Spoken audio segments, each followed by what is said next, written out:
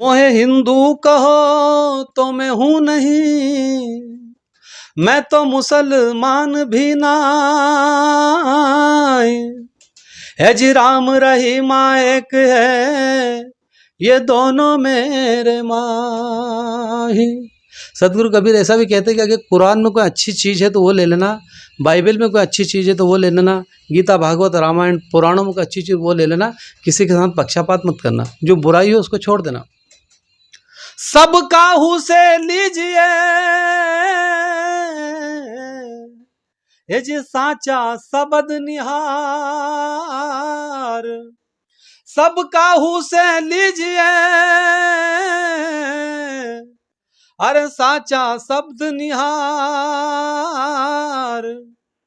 पक्षपात मत कीजिए कहे कबीर विचार। सी कौन सी प्रेरणा आपको मिली कि उस प्रेरणा के माध्यम से आप लोगों को प्रेरित कर रहे हैं, और ऐसा कौन सा दोहा जो आपके दिल को छू गया? हाँ, ये बड़ी अच्छी बात है, ये अक्सर इंटरव्यू में पूछते हैं। कबीर साहब का बड़ा प्यारा पद है कि हिंदू मुस्लिम दोनों भुलाने, खटपट माए रिया अटकी, और जोगी जंगम शेख सन्यासी लालच माए रिया अटकी। उन्होंने जो चोट दोनों धर्मों पर कहे, हिंदुओं की हिंदुआई देखी, तुर्कों की तुर्काई, कांच खोल कर करे हलाला और खून की नदी बहाई, अवधू दोनों धर्म का। गुजरात से मैं राजेश सिसोदिया। आज हम हमारे चैनल के माध्यम से एक ऐसी हस्ती की आप लोगों से रूबरू मुलाकात करवाने जा रहे हैं जिनकी जितनी हम व्याख्या करें या किसी नाम के वो मोहताज नहीं। जैसे कि हम जानते हैं शिरोमणि संत कबीरदास के बारे में, कबीरदास जी के जो दोहे भजन उनके बारे में जानते हैं हम। तो आइए हम आपको मालवा के सुप्रसिद्ध संत कबीरदास जी के जो प्रख्यात गायक, जो कि हर जगह जाकर अपने मधुर वाणी से संत कबीरदास जी के बारे में लोगों को जागरूक करते हैं, और उनके दोहे जो कि हमारी अंतर आत्मा को, मैं कहूँ तो हमारे हृदय हृदय में रोम रोम में जो बस जाए, ऐसे दोहे गाने वाले, ऐसे गीत को भजनों को गाने वाले माननीय अरुण गोयल जी हमारे साथ में हैं, जो कि मालवा क्षेत्र हाटीपलिया गांव और इंदौर से बिलोंग करते हैं। आइए हम उनकी रूबरू हमारे चैनल के माध्यम से आपको मुलाकात कराएं। माननीय गोयल साहब, आपका हमारे चैनल में सबसे पहले तो हम स्वागत करते हैं। धन्यवाद राजेश जी, बहुत बहुत धन्यवाद। और आज आपसे हमारी मुलाकात हुई, और चाहूँगा साहब आपसे कि जिस प्रकार से शिरोमणि संत कबीरदास जी के जो दोहे हैं, ये प्रेरणा आपको कैसे मिली सर? हाँ, मध्य प्रदेश में हाटपिपलिया करके एक कस्बा है। अच्छा अच्छा। वही मेरा नेटिव पैलेस है, वहीं पर मैं मेरी एजुकेशन हुआ, 12वीं तक मैंने वहीं पढ़ाई करी। जब मैं करीब 4थी क्लास में था, तब वहाँ पर मोहल्ले के लोग थे जो कबीर को बहुत गाते हैं, आज भी गाते हैं, और काफ़ी मंडलियाँ हाटपिपलिया में कबीर पंथ की मौजूद हैं। तो बस उनके साथ बैठते थे, यही मंजीरे वगैरह बजाते रहते थे, समझ में कुछ आता नहीं था। फिर धीरे धीरे सतगुरु की कृपा होने लगी, समझ में आने लगा, हम भी गाने गुनगुनाने लगे, और बस टीम जुड़ती गई, मित्र मिलते गए, एक टीम बन गई। आज सतगुरु कबीर की ऐसी कृपा है कि पूरे देश भर में हमें सुना जाता है, सहारा जाता है, प्रशंसा की जाती है, मान सम्मान मिलता है, और सतगुरु की वाणी को सुनाने का सौभाग्य हमें मिलता है। तो आज ये यात्रा पूरे देश भर में चल रही। साथ ही अभी मैं नेपाल भी गया हूँ, और अभी अगस्त में हमें बैंकॉक जाने का भी सौभाग्य मिल रहा है सतगुरु की वाणी को लेकर के। बहुत बहुत धन्यवाद। तो सर, अभी जस्ट हमने आपके बारे में सोशल मीडिया में भी देखा, पेपर में भी देखा, कुछ आपको एक अवार्ड मिला, उसके बारे में सर 2 शब्द। देखो, पुरस्कार का जहाँ तक सवाल है, सबसे बड़ा पुरस्कार तो परमात्मा ने हमें जी मनुष्य बना करके दिया। ये बाकी जितने भी पुरस्कार है, वो कोई प्राइवेट पुरस्कार हो, किसी संस्था के हो, किसी निगम के हो, या शासकीय पुरस्कार हो, वो ठीक है। पुरस्कार मिलना एक प्रतिभा के लिए बड़े सम्मान की बात होती है, और उससे वो और मोटिवेट होता है, और उसे एक बहुत ही आत्मा अनुभूति होती है। परंतु मेरा ऐसा मानना है कि परमात्मा ने हमें मनुष्य जन्म दे करके इतना बड़ा पुरस्कार दिया है कि हम इस जन्म में रह करके वो तमाम शुभ काम कर सकते हैं जो हम किसी दूसरी योनि में करके रह करके नहीं कर सकते। फिर भी आपने पूछा राजेश जी पुरस्कारों का, तो मुझे पहला पुरस्कार इंदौर में मिला था, राष्ट्र प्रेरणा अवार्ड। वो उन्होंने मेरे रिज्यूमे को देख करके दिया था कि मैं 7 साल की आयु से ही सदगुरु कबीर के वचनों को आत्मसात करके, और बिना किसी लोभ लालच और बिना किसी धर्म जाति संप्रदाय का झंडा लेकर के, बल्कि सब समन्वय का, सभी धर्म एक मंच पर कैसे आए, सब में समन्वय कैसे बैठे, तादात्म्य कैसे बैठे, भाईचारा कैसे बढ़े, हम उस उद्देश्य को लेकर के काम करते रहे। तो जब उन्होंने मेरा रिज्यूमे देखा, मुझे आमंत्रित किया, मुझे पहला पुरस्कार मिला राष्ट्र प्रेरणा अवार्ड इंदौर में। उसके बाद मुझे दूसरा पुरस्कार मिला कलकत्ता में। भारत बांग्लादेश की मित्रता के 50 साल पूरे जब हुए तो उन्होंने वहाँ पर बहुत बड़ा एक अवार्ड सेरेमनी रखी थी। एक कल्चर समिट थी, उसमें बांग्लादेश और भारत के लोग थे। उसमें मुझे भी वहाँ पर Indo Bangla international friendship award से सम्मानित किया। अभी हाल ही में मुझे 12 जून को दिल्ली में एक पुरस्कार मिला है जी। वो एक ब्रिलियंस अवार्ड है।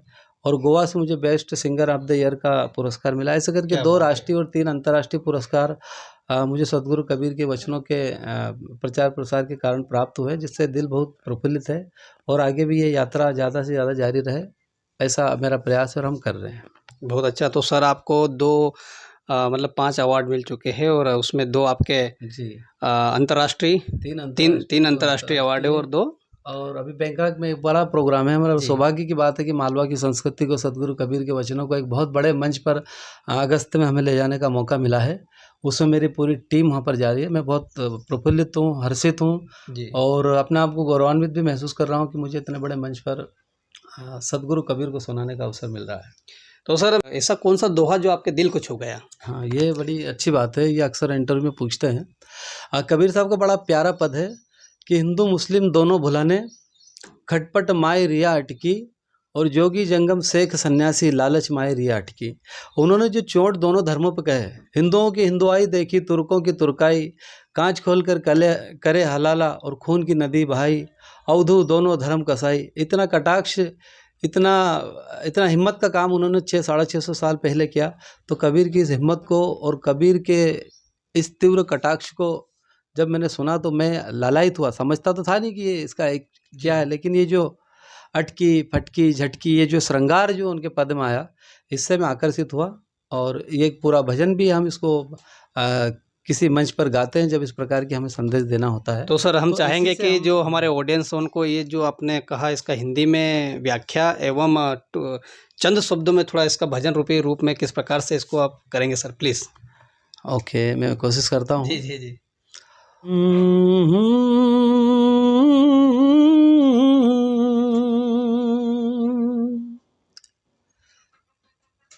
मोहे हिंदू कहो तो मैं हूँ नहीं। वो कहते हैं कि तो सब जात पात में, धर्मों में बटा हुआ है। मोहे हिंदू कहो तो मैं हूँ नहीं, मैं तो मुसलमान भी नाय। है जी राम रहीम एक है, ये दोनों मेरे माही। सदगुरु कबीर ऐसा भी कहते हैं कि अगर कुरान में कोई अच्छी चीज़ है तो वो ले लेना, बाइबल में कोई अच्छी चीज़ है तो वो ले लेना, गीता भागवत रामायण पुराणों में कोई अच्छी चीज़ वो ले लेना, किसी के साथ पक्षपात मत करना, जो बुराई हो उसको छोड़ देना। सब काहू से लीजिए ये जी साचा सबद निहार, सब काहू से लीजिए अरे साचा शब्द निहार। पक्षपात मत कीजिए कहे कबीर विचार, पक्षपात मत कीजिए कहे कबीर विचार। कबीर का सदगुरु के बहुत सारे पद हैं। सर एक और मैं आपसे सुनना चाहूँगा, हमारे ऑडियंस को हम सुनाना चाहेंगे, जो बहुत ही एक गहरी बात है कि मुझे कि भाई ना तो मुझे हिंदू कहिए ना मुसलमान, हाँ, बिल्कुल। किसी भी जैसे मजहब नहीं सिखाता आपस में बैर बैर करना, रखना, बराबर। बिल्कुल। और जिस प्रकार से एक और आपका मैंने आपको फॉलो करता रहता हूँ मैं सर, और मैंने सुना था वो जो चक्की का पाठे वाला है, उसके भी मैं सर हमारे ऑडियंस को देखिए, कबीर साहब ने जो उनके आसपास उस समय जो वस्तुएं थी, कबीर ही नहीं और भी जितने हमारे भारतीय संत परंपरा में जो संत हुए, तो उन्होंने छोटे छोटे उदाहरण देकर के हमको समझाया। जी। जैसे आप बता रहे चक्की का उदाहरण,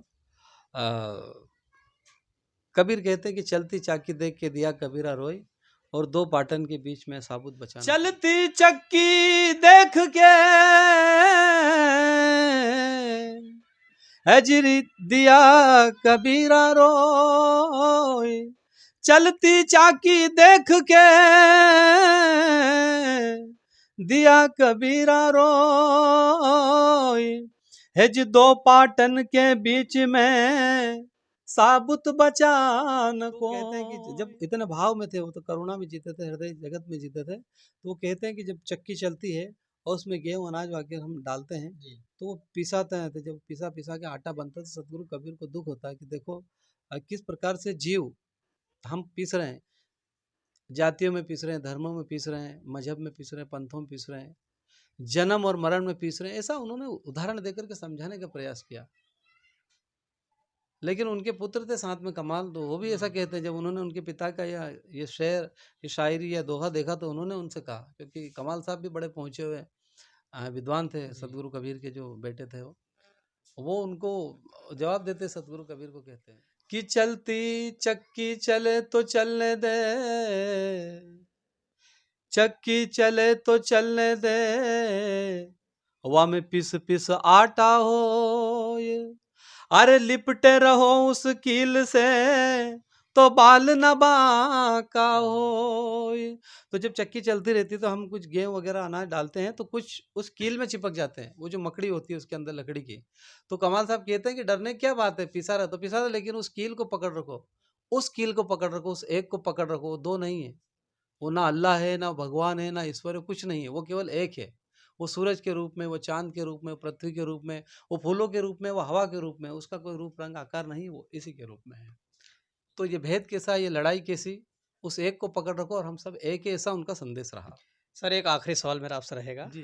जैसे कि इस समय सारणी के अनुसार अभी आप भी आपकी एक लंबी हाँ, यात्रा यात्रा में हो, से और और मैंने अभी हम आपको इंदौर। बीच में जब मुझे मालूम पड़ा कि आप इधर गुजर रहे हैं तो मैं आपको बोला कि जी जी सर जी, रुकिए, पूछिए, और बिल्कुल बराबर। ये हमारा सौभाग्य है कि आप भी हमारे लिए रुके। और जैसे आज की जो युवा पीढ़ी है उनको ये भी पता नहीं कि जो चक्की क्या है और किस प्रकार से चक्की को पीसा जाता है। हालांकि जब हम आपके घर आए थे, आपके घर में हमने चक्की भी देखी थी।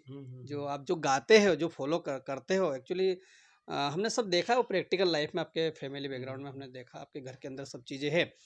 तो सर जो चक्की जो है, जब ये चक्की चलती है, जैसे उसमें अनाज हाँ, इसमें जब जाता है, जी, तो संसार की जो आज ये विश्व की हम बात करें, ब्रह्मांड की बात करें, किस प्रकार से मतलब अलग अलग कहीं लड़ाई हो रही है, दंगे हो रहे हैं, तो ये कहीं ना कहीं तो ऐसा लग रहा है जो कि शिरोमणि संत कबीरदास जी ने जो भजन गाए हैं, उन जो भजनों की व्याख्या हम करें तो वो आज हमको यहाँ पर हकीकत में बिल्कुल दिखने को मिल रहा है। तो सर जो आपकी जो बचपन से अभी तक कबीर यात्रा रही, मैं अपनी भाषा में कहूँ तो इसका क्या आपका अनुभव है, और आज की युवा पीढ़ी को आप क्या संदेश देना चाहेंगे सर? देखिए, अनुभव की यहाँ तक बात है राजेश जी, की अनुभव तो बड़े प्यारे रहे, बहुत अच्छे रहे, और जहाँ भी हम जाते हैं सदगुरु की वाणी के प्रति लोगों का इतना आकर्षण है, इतना प्रेम है संत कबीर की वाणी से, और दूसरे अन्य संतों को भी हम गाते हैं जो भारतीय संत परंपरा में प्रचलित है। लोग बड़े ध्यान से, प्रेम से और सौहार्द बना करके सुनते हैं। वो किसी भी जाति, धर्म, पंथ, मजहब का रहा, जब संगीत की पूरी मंडली बैठती है, स्वर छिड़ते हैं, कबीर के दोहे जब हम गा करके भजनों की शुरुआत करते हैं तो बहुत ही चाव से लोग सुनते हैं और उसके गहरे में जाते हैं। और काफ़ी लोगों में परिवर्तन हुआ, काफ़ी लोगों ने नशा मुक्ति छोड़ी, काफ़ी लोग जात पात के ऊंच नीच के इस आडंबर से बाहर हुए हैं, बहुत परिवर्तन हुआ है। और रही बात युवाओं की, तो काफ़ी युवा कबीर की तरफ आकर्षित हो रहे हैं, संत परंपरा की तरफ आकर्षित हो रहे हैं। ऐसा नहीं कि युवा, आज का युवा ध्यान नहीं दे रहा है, बराबर आकर्षित हो रहा है, पहले से ज़्यादा, वो हमसे ज़्यादा समझ रख के इन चीज़ों को समझता है। तो युवाओं में परिवर्तन हुआ है, और युवा काफ़ी बैंड भी बने हैं, कबीर बैंड के माध्यम से लोग उसको प्रचार प्रसार कर रहे हैं। आज की तारीख में हम कहें तो कम से कम मालवा में ही नई नई 100-150 मंडलियाँ डेवलप हो गई होगी, जो सब युवा है, बिल्कुल बहुत छोटे हैं। तो मतलब कहीं ना कहीं असर हो रहा है, और कहीं कहीं लोगों को वो चीज़ पसंद आ रही है, और लोग उनको पसंद कर रहे हैं, बुला रहे हैं, प्रोग्राम से उनके भी हो रहे हैं। मतलब प्रोग्राम होना बड़ी बात नहीं, लोगों के लोगों तक सदगुरु का वचन कैसे पहुँचे, संतों का वचन कैसे पहुँचे, उन लोगों का वचन कैसे पहुँचे जो जागे हुए हैं, जिन्होंने समाज को जगाया है।